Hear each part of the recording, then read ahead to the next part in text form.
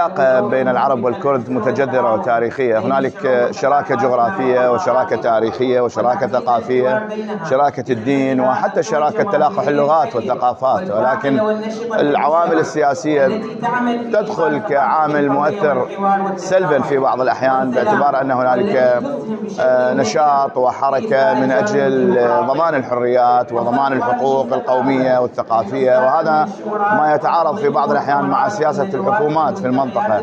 هذا ما يسبب الصدام ويسبب المشاكل. ولكن على العموم كلما هدأت المشاكل السياسية وكلما تغير الفكر السياسي، نجد أن الشعوب تعود إلى وضعها الطبيعي، وأن الثقافات تعود إلى تتلاقح من جديد، وأن اللغات وأن الجغرافيا وأن التاريخ كلها تشترك في بنية أساسية تعتمد رؤية من أجل المستقبل، لأن المستقبل يعتمد الشراكة ولا يعتمد الصراع. الصراع لا ينفع في بناء المستقبل. الشراكة والتفاهم والوضوح هو أهم أدوات الذهاب إلى المستقبل. وأعتقد أن الوضع الحالي يشير إلى أهمية هذا التقارب وهذه الأخوة، خاصة في الداخل العراقي الذي تتواجد فيه أقليات وقوميات وأديان وثقافات متعددة، ومن بينها الثقافات الكردية التي هي ليست ثقافة واحدة. أيضا بالمناسبة هنالك ثقافات كردية متعددة وتتلاقح مع ثقافات عربية وثقافات إسلامية وثقافات مسيحية يزيدية آشورية وغيرها من الثقافات المتصلة بالقوميات والطوائف،